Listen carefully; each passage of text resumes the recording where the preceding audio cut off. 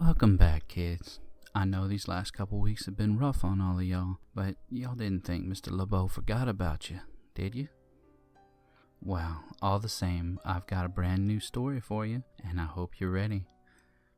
I don't know if any of y'all are farmers out there, or if you know somebody who might be, but maybe take this story into consideration before you go playing out in the field, huh?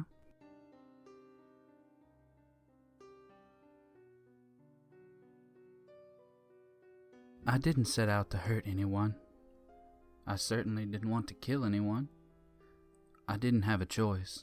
The pumpkin demanded sacrifice. I bought the damn seeds from Reggie's vegetable stall.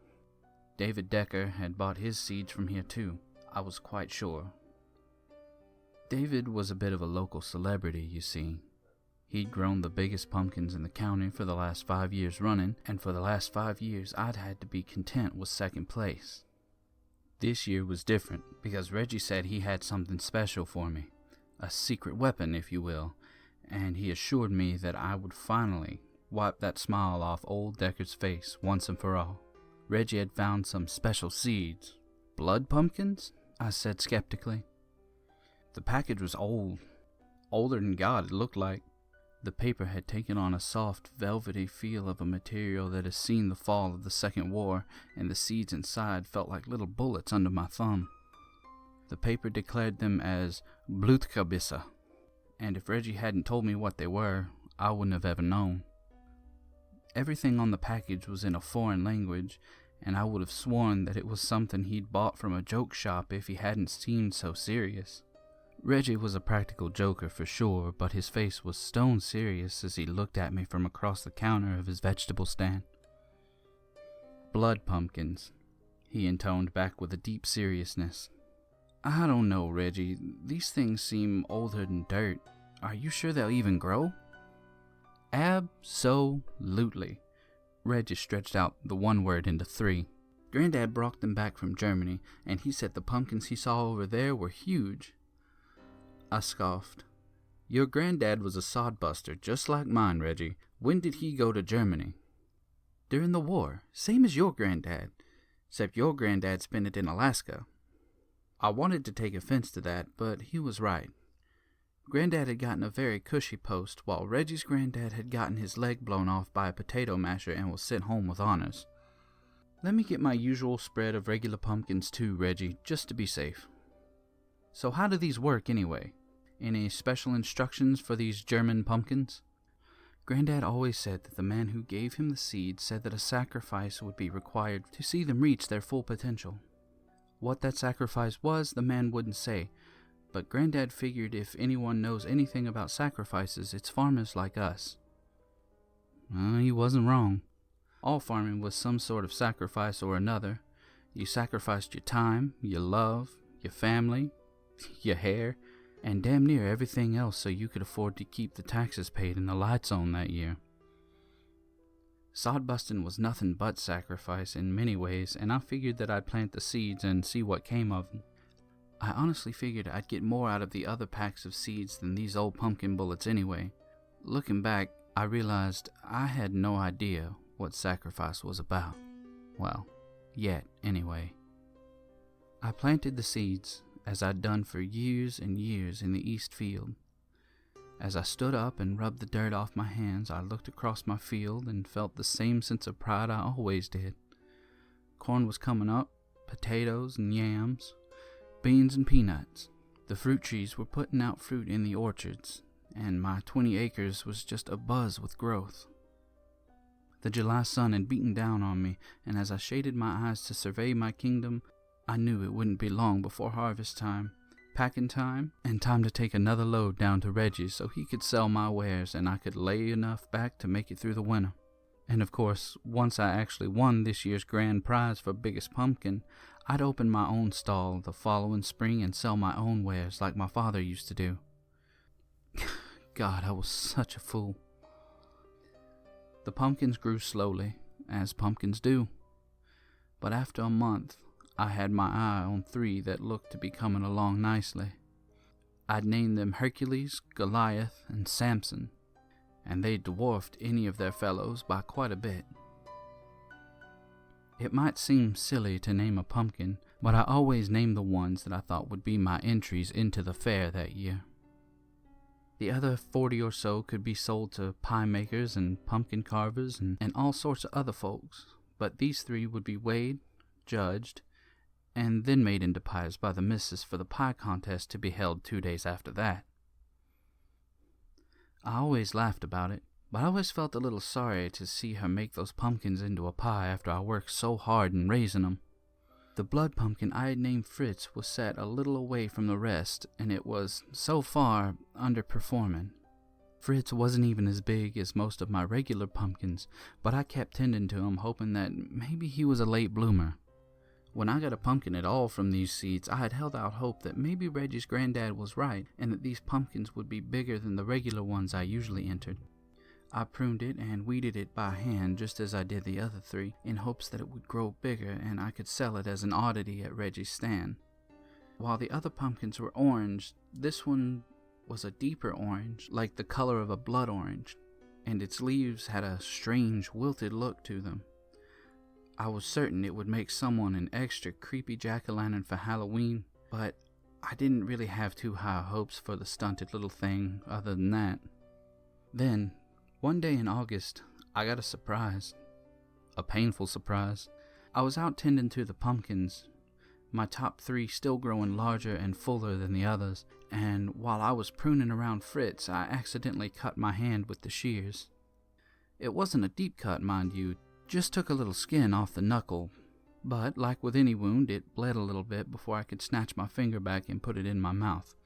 A few drops of blood splattered on the earth around the pumpkin. I didn't think too much of it at the time. It was just a cut after all, and I'd wrapped it in a bandana and got back to work. The next day, however, when I went to go check on the pumpkins, I had noticed something amazing had happened. The blood pumpkin had grown. It had been smaller than even my smallest pumpkin the day before, and now it was almost as big as Samson, the smallest of my 3 entries. I'd done nothing different. Nothing besides give it my blood, and then I remembered what Reggie said. He said that the plant required a sacrifice, and I thought to myself that maybe this sacrifice was more than just time and energy, the sacrifice I would give to any crop. What if the sacrifice was my blood? As though in a daze, I pulled out my buck knife and slid the blade across the meat of my palm. The sting was little more than an afterthought as I squeezed my hand and sent a dozen fat drops onto the ground beside the pumpkin. The drops splashed onto the vine as well. A single fat drop splattered on the body of the gourd, and as it fell, I swear I could hear it grow.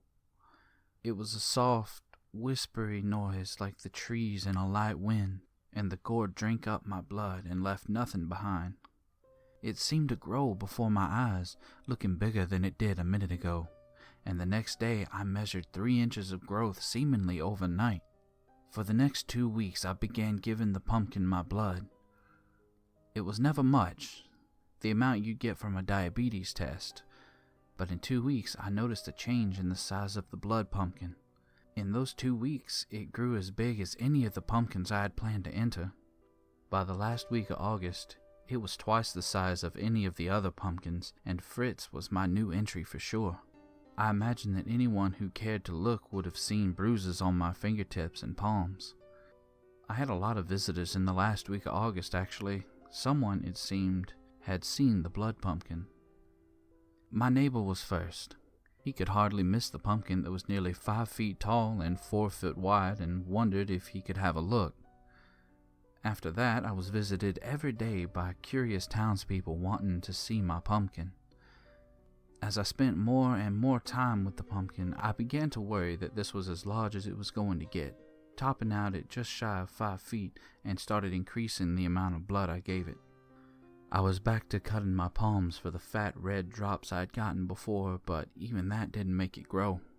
The ground drank, but the whispering growth didn't occur. I slept poorly. I began to neglect my other crop, and Fritz the blood pumpkin became somewhat of an obsession. On the 4th of October, I got the visit I'd been expecting. He called on me early, Just a short series of knocks that dragged me from the table where I'd listlessly been eating my breakfast.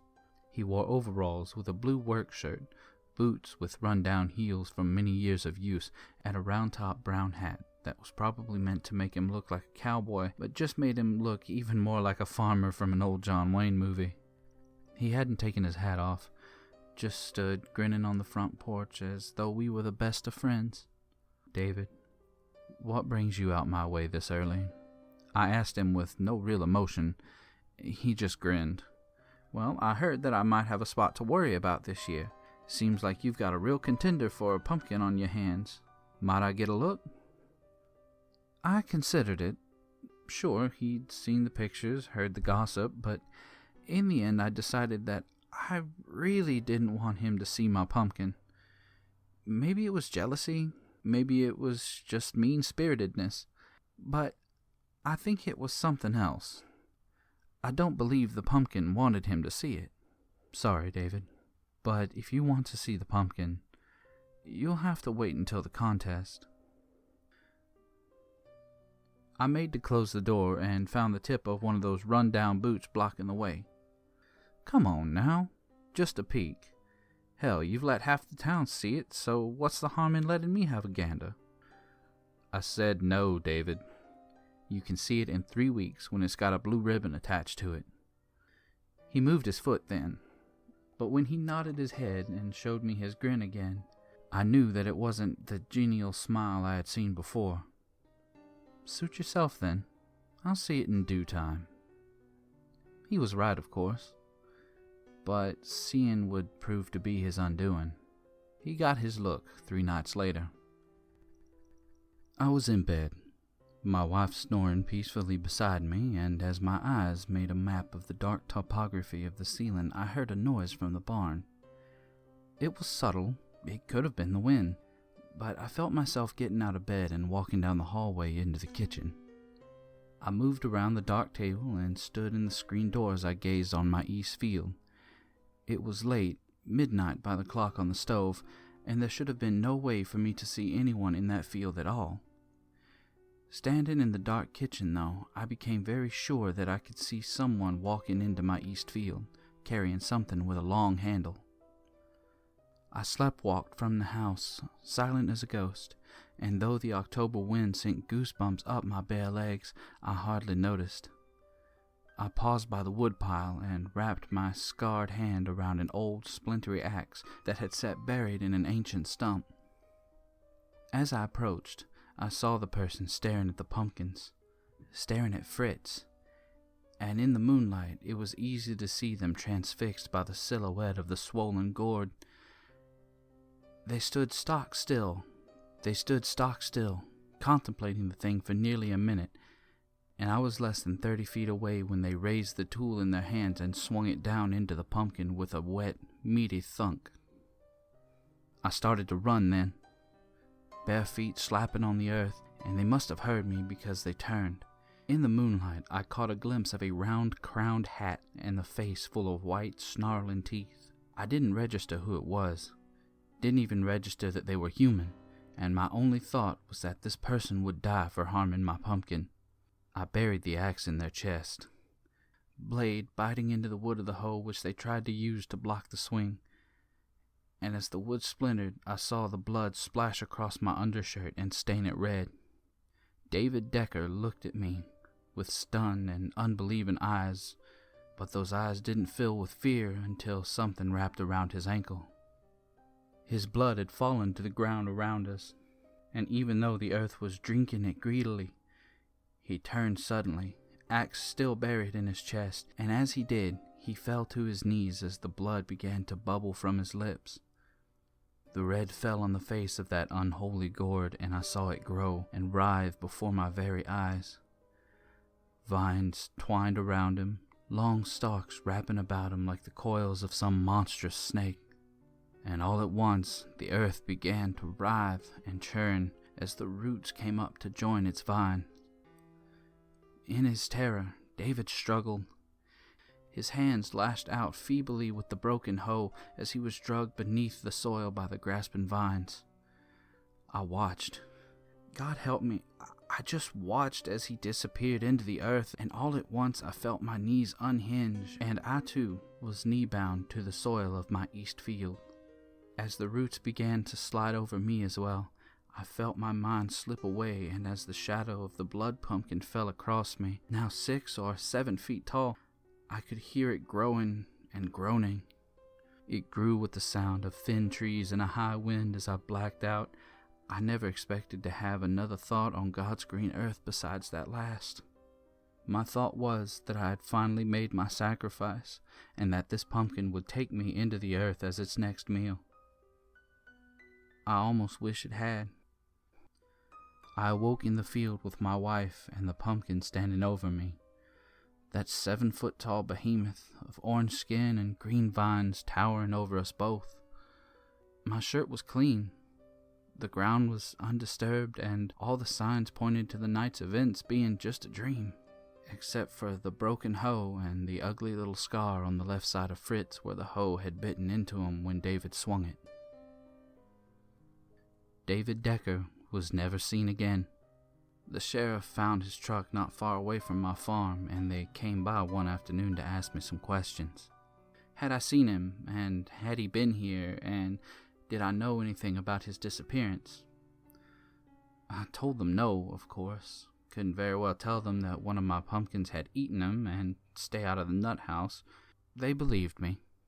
Said the visit was just a courtesy anyway, and that they wouldn't keep me from my harvest. The harvest this year was tremendous.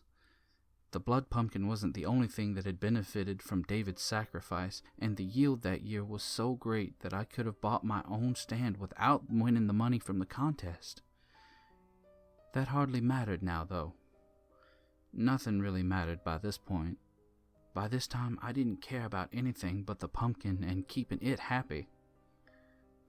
5 days before the contest, I began to notice a change in Fritz. Though still connected to the ground and still 7 feet tall, it was beginning to take a definite sag. It was waxy looking and had an overripe look to it. I had serious doubts that it would make it up to the time of the fair. My blood would no longer sustain it, and whatever it had taken from David was gone now. It appeared another sacrifice was required, but I did not have the strength to catch its food for it. I was sitting at the kitchen table, contemplating what I would do next when the knock came at the door. It was Reggie, the only one left in the town who hadn't come to see the pumpkin. My wife was out visiting a sick friend. It was just he and I, and he wanted to see the pumpkin, the one he's heard so much about around the stands. Reggie had walked from his farm just a little ways down the road. He'd probably told no one he was going. I took him to the east field, and as he marveled at the pumpkin, I slipped my hand into my pocket. "This is wild. Granddad say they were big, but this is huge." I wrapped my hand around the buck knife I had used to feed it my own blood. "Even if Decker hadn't disappeared, I'm pretty sure that not even he would be able to grow anything big enough to compete with this." Reggie had his back to me, and thus didn't see the knife slide out. "What have you been feeding this thing? Granddad said it took sacrifice, but you must have spent a whole lot of time out here." He was so lost in his own ramblings that he didn't hear the metallic click as my knife came open. "Unless you've been making actual sacrifices out here in the field," he said jokingly.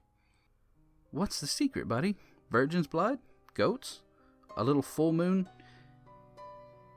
He stopped talking when the knife slid into his neck and started gurgling. The gourd accepted him, and when my wife got home from her friend's house, the pumpkin was 12 feet tall. The judges came to my house that year to see Fritz the behemoth, and I won hands down. It wasn't even a contest, really. The judges couldn't find a pumpkin even half as large as mine, and my wife came for it for her yearly sacrifice to the pie contest. I gave her the other 3 instead. She seemed disappointed. Maybe she had noticed what a mania this pumpkin had become for me. But she took them away and won the pie contest that year with the tastiest pie the judges had ever tasted. As she left my field, her arms laden with pumpkins, I first heard the slithery voice of the serpent as it offered me its apple. The voice was autumn wind and winter's promise, and I heard it before. It was the voice that tells you that you can squeeze one more crop in before winter. The voice that tells you it won't be that cold tonight, so there's no need to bring the livestock in. The voice of creeping winter that's hungry for its sacrifice. The voice told me that if I gave it my wife, fame would be eternal. On that day, I turned away from it. On that day, I was strong. That year at my annual pumpkin patch, though, I was not so strong. I had arrayed my smaller pumpkins for sale. Even Hercules sat amongst them. He'd been spared the pie. The people milled about the patch, looking in awe at Fritz the behemoth as they made their choices, and I saw the kid when he stepped a little too close to the massive pumpkin.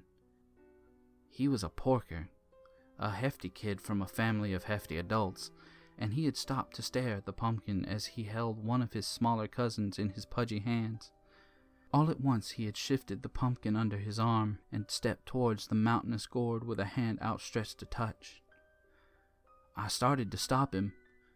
I should have stopped him.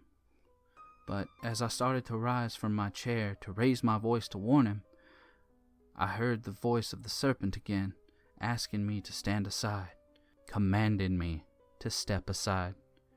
I sat back down and cast my eyes away, but even that didn't fully save me from witnessing the end.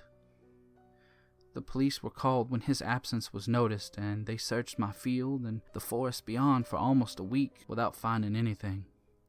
His parents sat at my kitchen table, his mother crying into a square of silk as my wife poured tea and assured her that he'd turn up until nearly 10 o'clock that first night.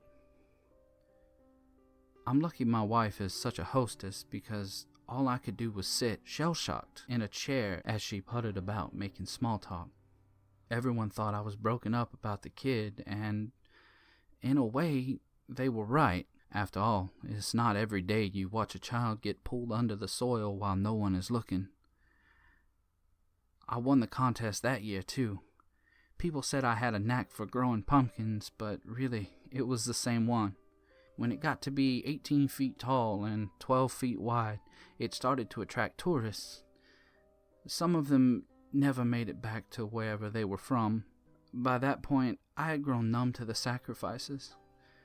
The pumpkin ate, the pumpkin grew, and as the tourists began to pay to see it, I found that I no longer had to grow anything to get by. The pumpkin made my farm a natural stop for tourists on the road, and they never grumbled too much about a few dollars here or there to see it. That was the year we took it on the road. We loaded it up on a flatbed trailer and took it to county fair after county fair so the whole state could see the world's biggest pumpkin. We did it for 5 years, and in those 5 years I remember hearing about a suspected serial kidnapper plaguing the state. They dubbed him the county fair kidnapper, as I recall, and in 5 years he abducted more than 25 children and 5 adults from fairs across the state. The state police even questioned me, not as a suspect, but to see if I'd seen anything amiss, and I always told them no. What choice did I have? As I told you when the pumpkin took Decker, I'd have been slapped in the loony bin if I'd come to them with stories of killer pumpkins or blood sacrifices. I'm not blameless in this whole affair, though, and I know that. I've never claimed otherwise, but the pumpkin was good for my family. The pumpkin was good for the town. My pumpkin brought in crowds, and crowds stopped at the cafes to have a bite. They stopped at the gas station for gas and road snacks, and stopped at the farmer's market to buy fresh produce. They spread their money up and down the street from May till November, and the town always had a corn maze or a fair of some sort that would draw them away from the pumpkin and back into the town proper. At one point, my face and a picture of the pumpkin were even on the town sign when you drove over city limits. "Come see the world's biggest pumpkin," it stated, in bold black letters, and at one point you could damn near see the thing from the city's outskirts. In its heyday, it towered nearly 30 feet high and was wider than my house. I was blind to its feedings for the most part. Hell, I suppose you could say I was complicit in the murders. I'd kill 2 for Fritz, and I'm responsible for all the rest in that I turned aside. But I didn't really grasp its slyness, its cunning, until the last time I watched it kill. When I watched it take my wife. I was standing at the back door. I was watching her, trying to ignore the creeping voice as it told me it must feed. She was out in the field, tending some vegetables in the space that I no longer used, and as I watched her, I began to wonder if I might resist this evil and win my freedom. I had been this pumpkin's puppet for nearly 8 years. 8 long years of dragging this burden around my neck, and my heart was growing heavy with the burden of that sin. As I watched her in her purity and in her love, I began to think that I might escape this evil and be the man that I once was. We could leave. Just pack our things and go, and leave this cursed earth behind us as we set out to start anew. She had noticed something was off. Likely from the start that something was off, but she was dutiful and loving, and she loved me more than I ever could love her. If I had loved her, I would have never let her go into that field again. She was coming in, carrying a basket of produce, and I remember the way she smiled when she saw me. Her face, both young and aged, stretched into a smile, and she raised her hand to wave as I stood framed in the doorway. I think I waved back. I can no longer remember really, but whatever I was doing ended abruptly when she dropped into the earth. Dropped. Dropped is the right word. She didn't sink. She wasn't pulled. It was as though a hole had opened up and swallowed her in one gulp. Her basket fell, tumbling vegetables across the dirt, and it was all the evidence I had that she was even there at all. The pumpkin laughed at me. It laughed as I dug up the field, dug it up in furious crumping sweeps of the shovel, but I never found a trace of her. She was the last sacrifice I was a part of. I set up a fence after that, and never let a tourist get close.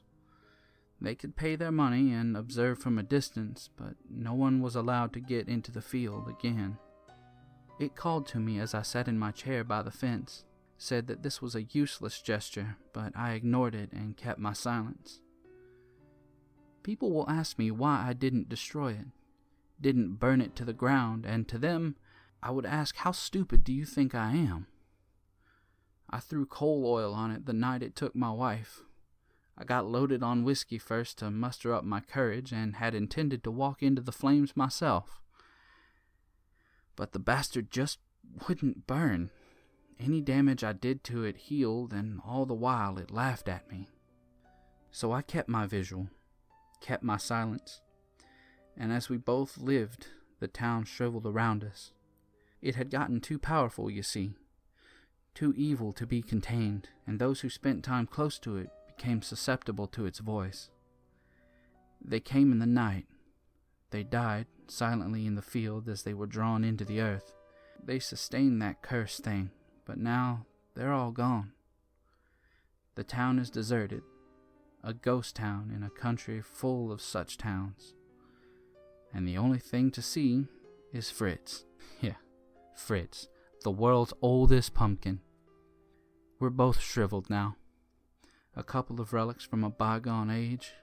And if you come, you too can see him and have your picture taken. For $5 you can get a selfie and have a pamphlet on the 9th wonder of the world. But I wouldn't stay too long. He's a shriveled old thing, small as he was before I dropped my blood on him. But if you spend too long in his company, you can start to hear his creaky old voice. You can start to feel his influence in your head. And one night, you'll drain your blood for him upon the soil. I'm old now, just over 100 years. And Fritz is a Methuselah of a pumpkin. My end is soon. I can feel it. I often wonder if my guardianship of this cursed thing will mean a hill of beans when I'm gone. Who will guard the world from him when I'm dust in the ground? Who will keep the tourists back and the kids away at night? If you're hearing this, it may be you. And if it is, I am eternally sorry. If you found yourself the custodian of Fritz the Pumpkin, then I give you only one piece of advice. Watch him close and keep that which you love away. Don't let him have the blood. Don't let him take another as his sacrifice. Let the cycle end with me. Oh, God help me. And let that damn thing wither in the field.